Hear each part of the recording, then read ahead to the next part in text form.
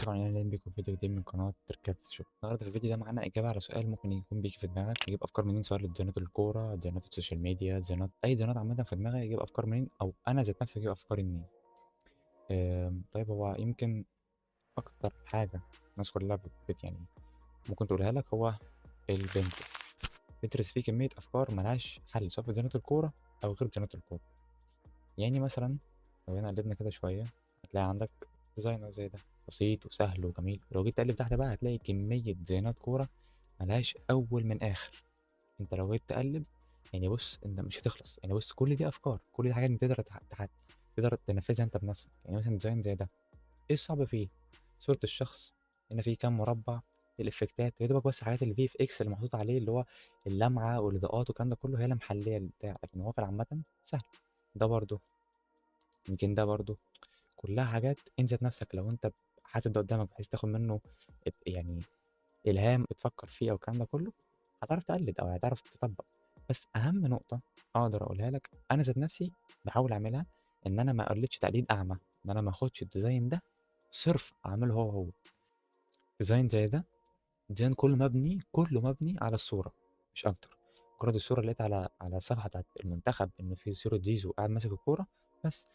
هنا يا دوبك كتبت تكست تاني، عملت ريكتانجل حطيت فيه الاعلام، جبت هنا علم من فري بيك وحطيت هنا زي حاجات فرعينه شكرا.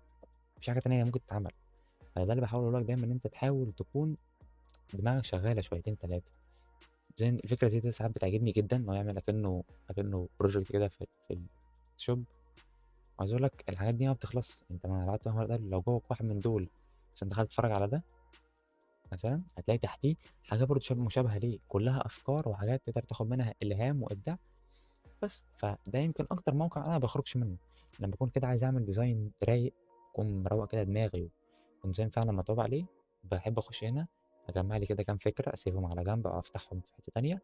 عقبال ما اجمع ده كله تحس ان العقل فاهم خلاص ايه، زي ما بيقولوا فعلا تغذيه. هو اتغذى فقادر بقى ينتج ويعمل فكره مجمعه من كل دول. انا ممكن اخد من هنا فكره ومن هنا فكره ومن هنا فكره واعمل فكره ثالثه من غير ما يكون حد شاف قبل كده، مش لازم تكون متقلده. فبس ده كان ديزاين كده بسيط خالص وسهل ولذيذ انا ازاي بجيب افكار او يعني ايه الموقع اللي محتاج تجيب منه افكار. وصدقني هقول لك اهم نقطه انت تحاول تتفرج كتير، حاول تتفرج في الموقع ده على قدر الامكان هينمي عقلك. هينمي احنا لازم نتكلم فيها. ديزاين زي ده ايه الصعب فيه؟ ايه الصعب في ديزاين زي ده؟ مجرد صوره اللعيب ذات نفسه لقيتها على الموقع او ايا كان، عملت شادو من تحت جريدينت اسود كتبت كام كلمه بالخط الابيض وعملت مثلا الجيمز حطيتها في ريكتانجل لونه مختلف والجولز والاسيست شكرا. ايه الصعب في كده بقى؟ ده نفس الحوار برضه، صورة ومن تحت جريدينت أزرق ومش عارف إيه كل الحاجات دي اللي هو في حاجات فعلا بتكون سهلة. ديزاين زي ده برضه اللعب كله في الخط إن الخط يكون شكله كده حلو. في ديزاينات فعلا سهلة، ما تكسلش ما تحسش إن الموضوع صعب ولا الموضوع معقد، الموضوع أسهل مما تتخيل. ويمكن يكون أكتر نقطة ممكن أقولها لك إن صعوبته في سهولته. يعني الصعوبة بتاعته إن هو سهل، بس سهل لدرجة إن أنت مش من أول مرة تيجي معاك، لازم تجرب مرة والتانية وتتفرج وتتعلم وتشوف هنا وتشوف هنا وتشوف هنا توصل لمستوى كويس.